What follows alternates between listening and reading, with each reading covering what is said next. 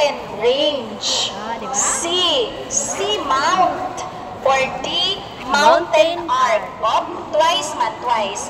Again, a chain of mountains is defined as A, mountain belt.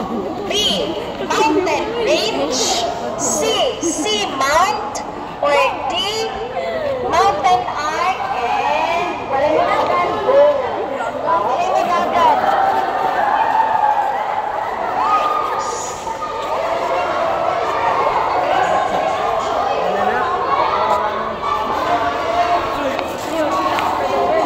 Sila na, hindi na kailangan mo.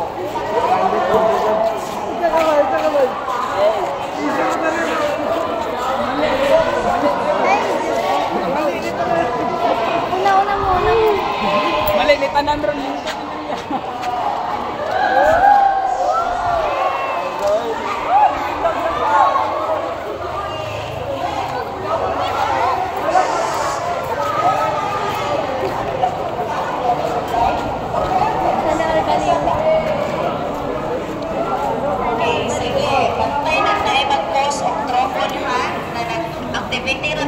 Baliw. Baliw ka doon. Mama, wag mo ko palo ha. Sa baba. Ako naman. Mama, wag mo ko palo. Okay, second question. In this type of plate boundary, two tectonic plates move away from each other. Move away, ha? Is it A, convergent boundary? B, divergent boundary. C, transform boundary. Or D, subduction boundary. Wala pa. Pagulatin ko. In this type of plate boundary, two tectonic plates move away from each other. A, convergent boundary. B, divergent boundary. C, transform boundary. Or D, subduction boundary. And go.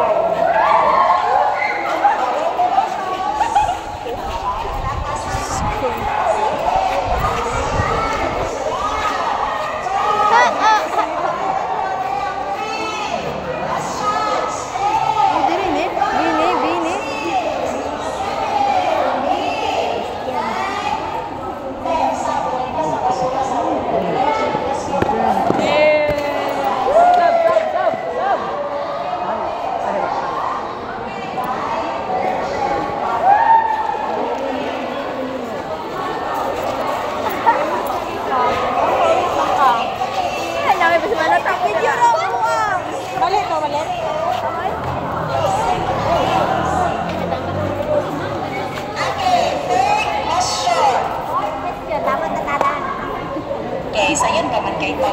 Okay, question. Okay, question. This occurrence typically results when there is movement along a transform fault boundary. Pag may paggalaw sa transform fault boundary, unsa daw to ang mag-occur? Ano yung magkakaroon? Is it A, formation of new crust? B, earthquakes. C, subduction zones. Or D, ocean trench formation. Again, this results when there is movement along a transform plate boundary. A, formation of new crust. B, earthquakes. C, subduction zone. Or D, ocean trench formation. Go now. B or C?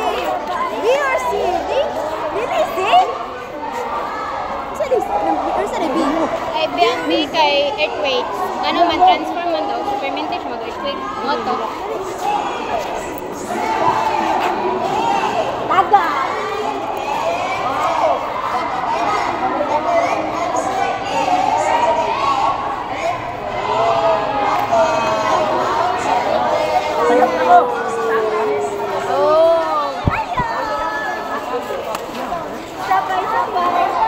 Bam, bam, bam. Ay, ano?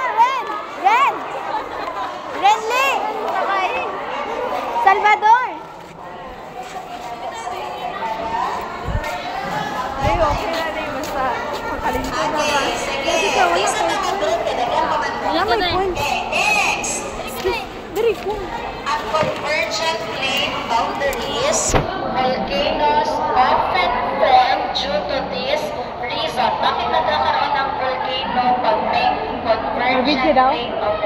So the reason is it A, plates slide past each other, creating friction? Is it B, plates remain stationary, trapping heat? Is it C, plate is forced to subduct, melting and forming magma?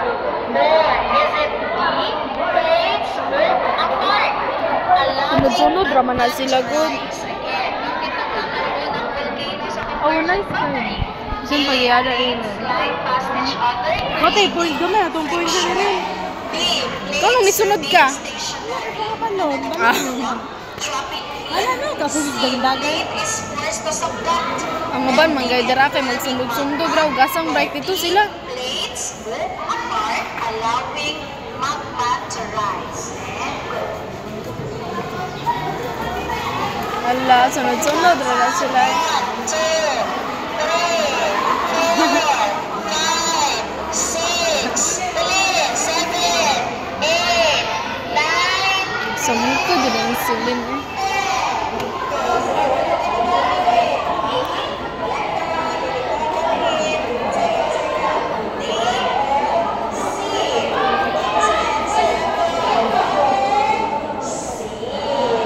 Ikaw, good video.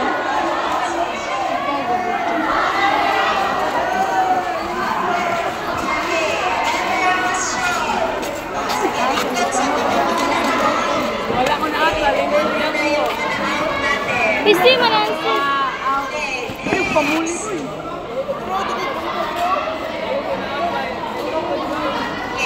The city is located in malapit na.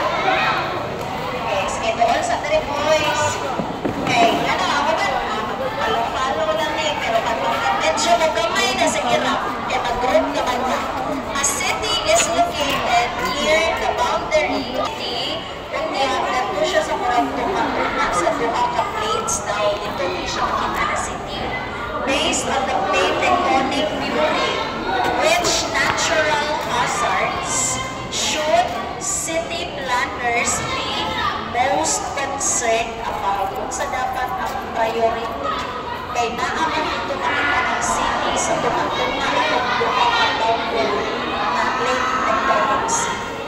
So, unsa ang natural hazard na pwedeng ilang maranasan dito?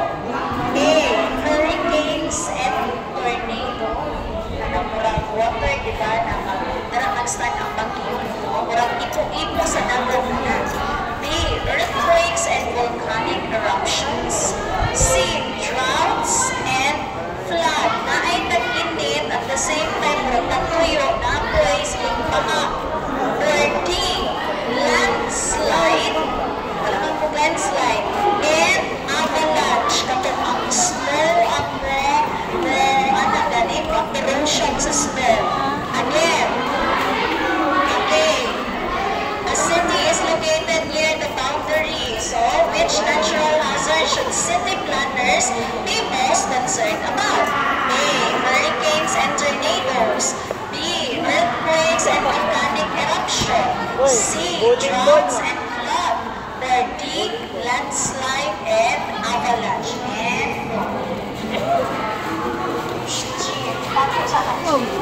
Ligid-ligid nila. okay, five counts. One. Ay, kung asa na patuloy ang letra ha. 1, 2, 3, 4, and 5. Sensor ni Martinez. Okay, the correct answer is letter. Letter B, earthquake and volcanic eruption. Okay, pagpunta na rin, pagpunta. Okay, direct ko ba? Direct question? Okay, sige ha. Hanap ako ng question dito. Oh, naanig kaganina, question kay ikatalo pa ang question kay na may nadaog na yung isa kanya kapag pag-grupo na ay nadaog po touch ko katong kay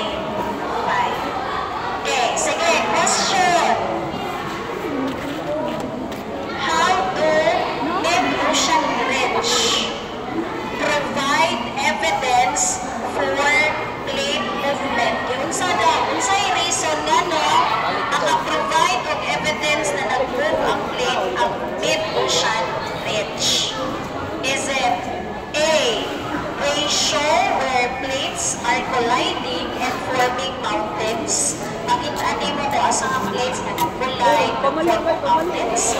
B. They are areas where new crust is formed as plates move apart at more. The move apart ng plates maka-create daw ng bago ng crust. C. They are locations where plates slide past each other. Okay, sabi ko Or po. D. They are places where old crust is destroyed. The old na crust ay broken into pieces. Usap.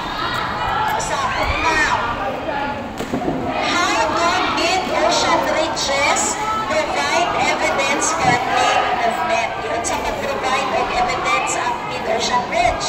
A.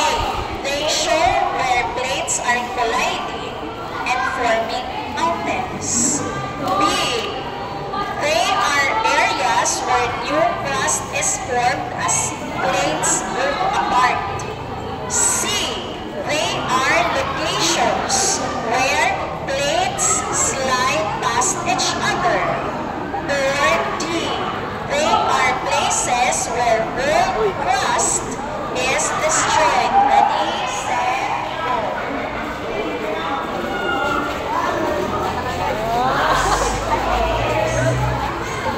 Hoy,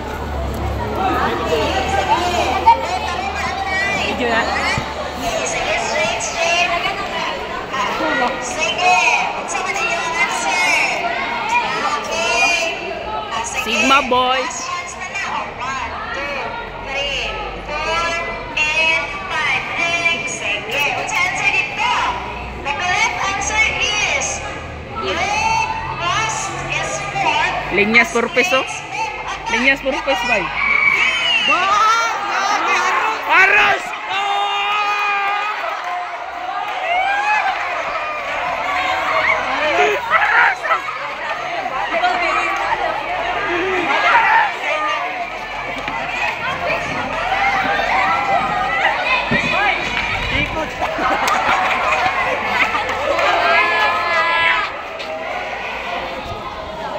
Wala talatay. Nagsunod-sunod ra ko.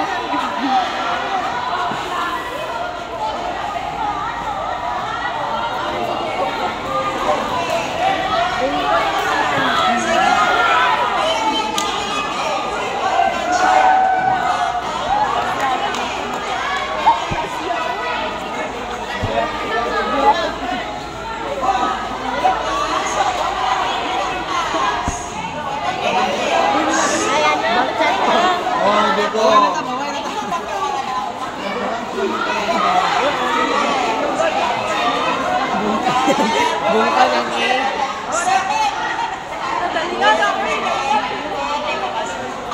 Wala na na. Wala. Ano, gino? Bungkag ka. Balhin tanak ko ganyan. Ganyan yun.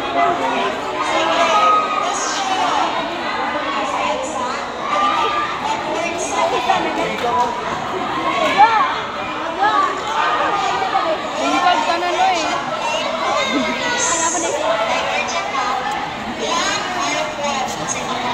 Ocean.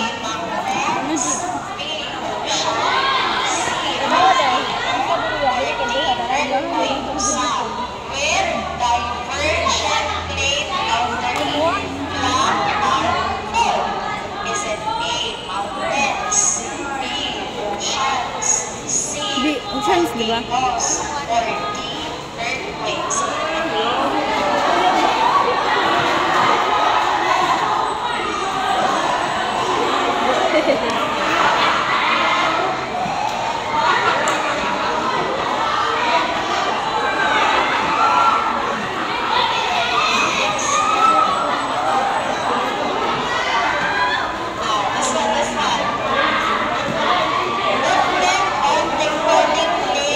Kaya ako ay bungkag na.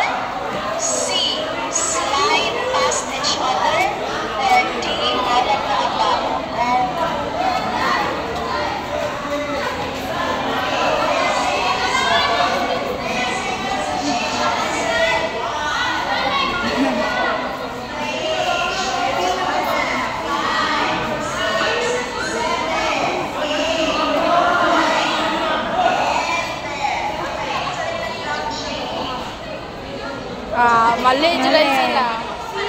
Si Jojo. Wala, mali sila tanan. Human dayon. Human dayon ang dula. Way libog ang alba. Bungtig mo sila yung tanan, no?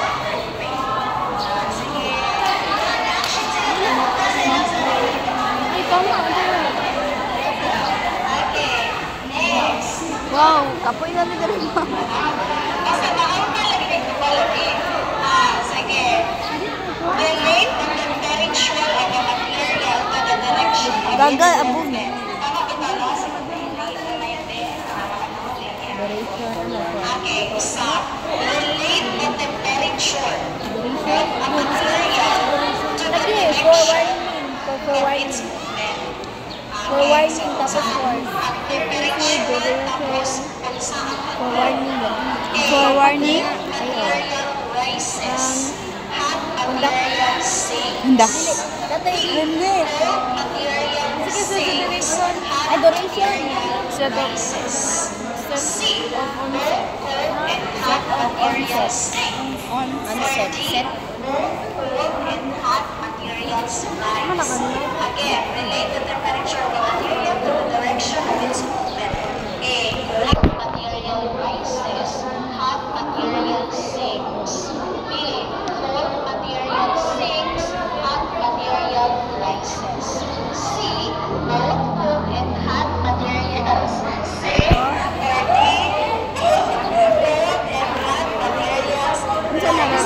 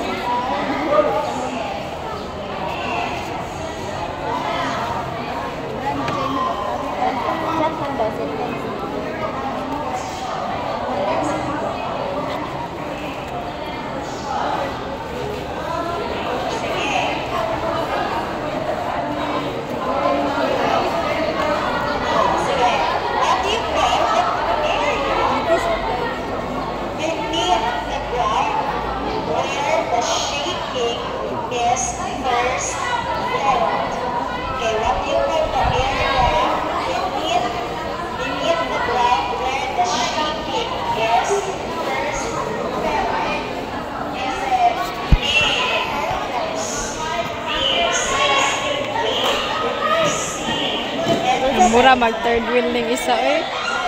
Wala man gud si Clark ba?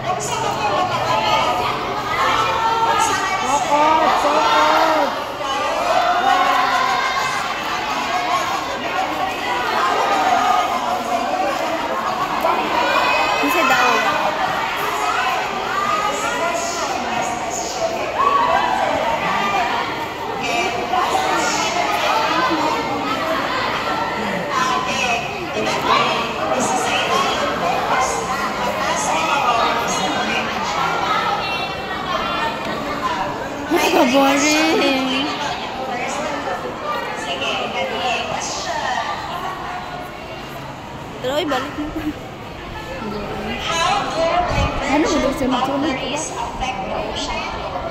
Paano nakaka-affect ang divergent boundaries sa ocean floor? Is it A, causes the ocean floor to shrink? B, destroys old oceanic crust? C, creates new oceanic crust as magma rises and solidifies? Or D, it forms deep ocean trenches?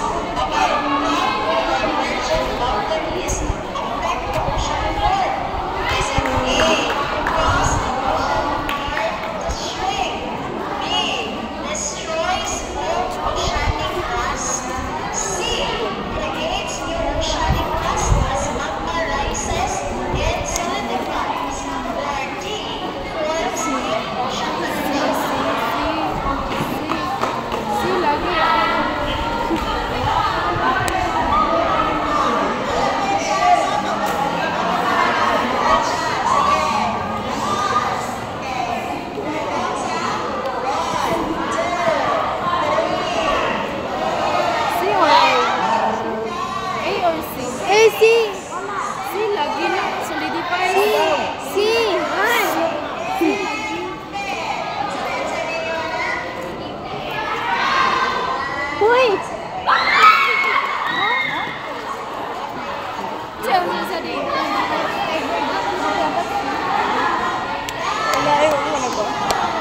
Ako silang ikagilipat ako.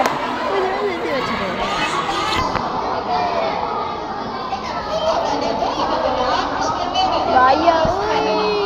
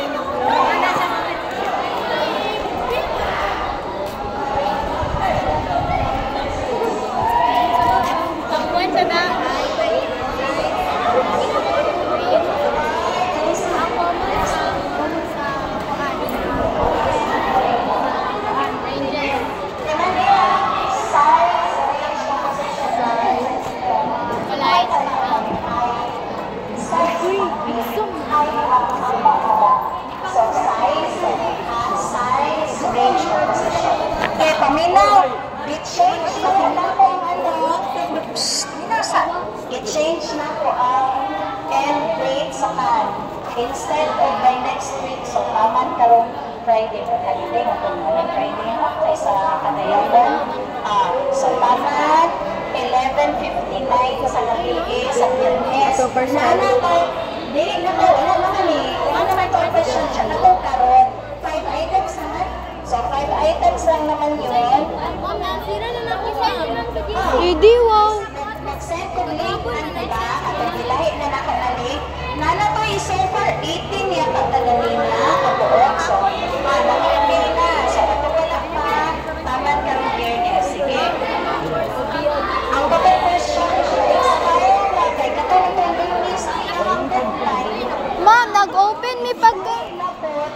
Grade 10 na na lesson. Mama, anak ka ma'am, 11 niya. Nag-open mi pagkahapon mo. Wala, good naman. Sige, open ma'am. Kung 11 good ma'am, katong last na gid niya ma'am. Nag-open mi pagkahapon. Wala na rin. Magdi ako deadline. Gani ma'am. Ano? Wala? Wala na. Wala po nakuha ma'am. Kuha naman to na to. Practice naman to. Aning karon. Ako anang tanawon ninyong score. Dili na ni grade 10 na ni. Kuha na ni siya. Assignment po dyan siya. Ha? 5 items naman. Sige. Proceed with those. Ay, makikuro na mga chairs. So, wala na.